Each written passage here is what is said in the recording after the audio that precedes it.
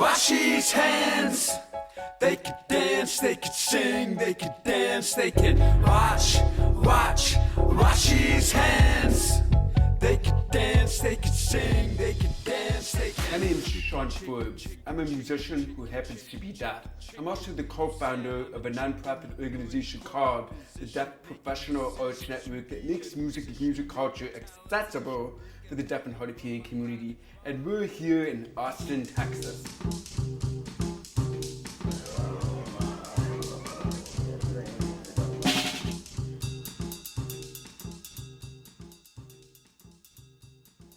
That aha moment happened for me when my parents took me to see Kiss for the first time. When I saw Kiss up on the stage and I saw what they were doing, I was like, I want to be just like them. I want to be like Peter Criss or like Paul Stanley. I wanted to be one of those people who was on stage performing. And I also grew up watching my dad perform, so every time I would go and see my dad perform his songs, because I would see the development of those songs from the creation to when he performed them on stage, so I always wanted to do something like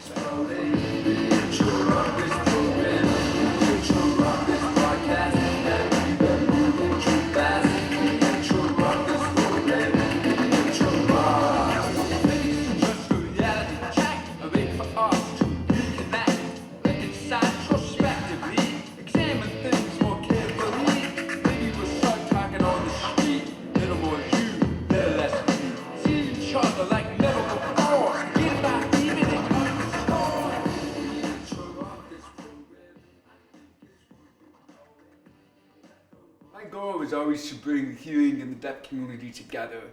And by doing that, I needed to create a medium that was accessible to both. Because oftentimes, like sports for example, sports is a competitive thing. You have a hearing team against a deaf team.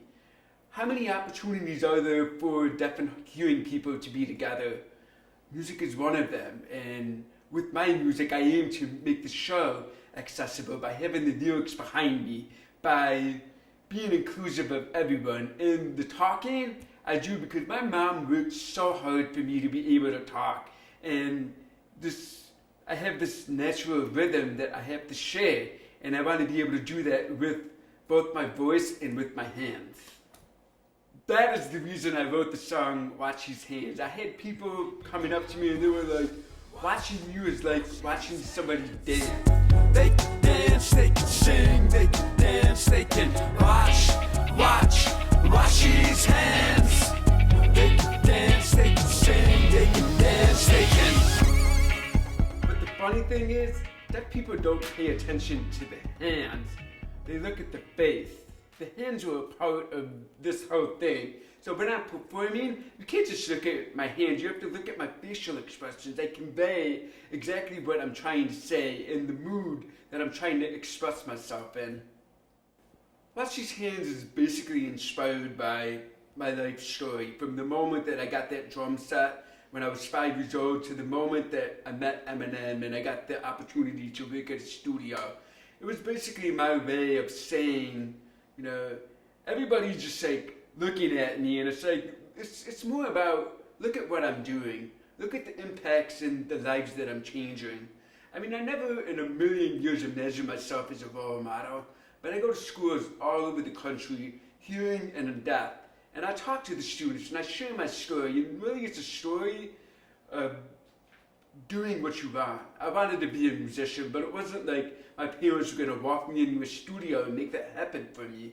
I had to make it happen for myself. So Watch These Hands is basically the whole story just summed up the best I could in 3 minutes and 15 seconds.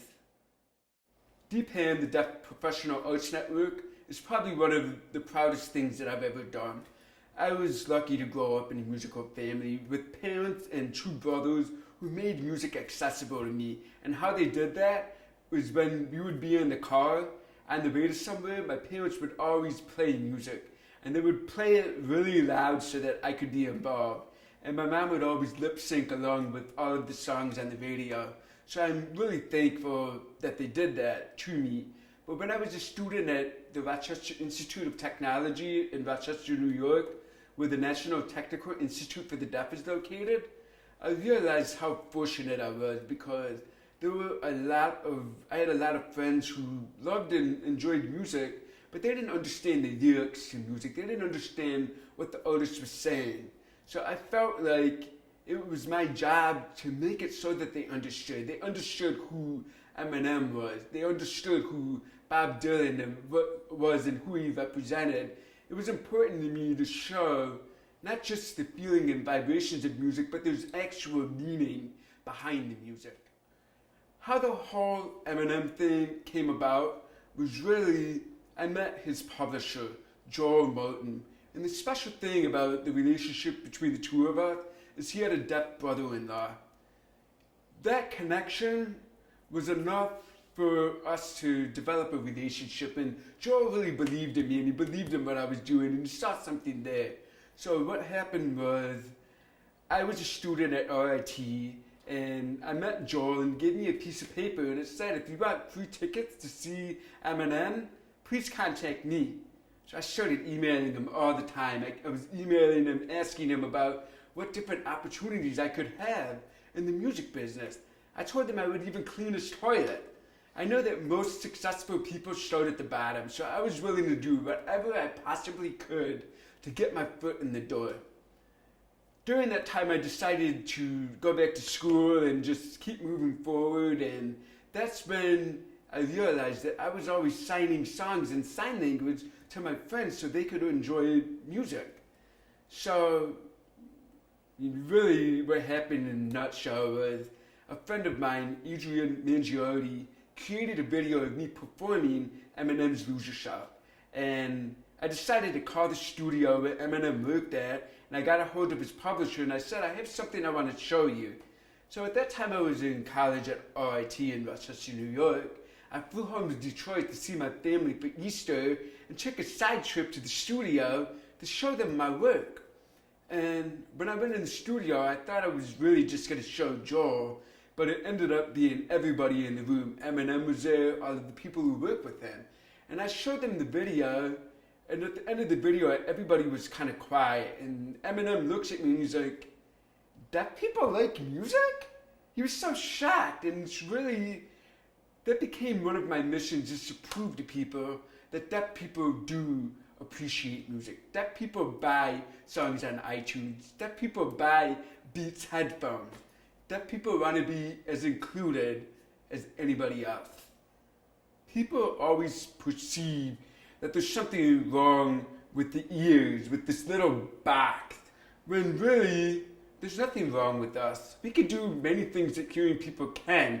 It's just society perceives us that we can't, and they feel sorry for us, and they think that we're not able to do many things, but in fact we are. Because I'm living with my two speakers, always keep my mind with my teachers, from stages.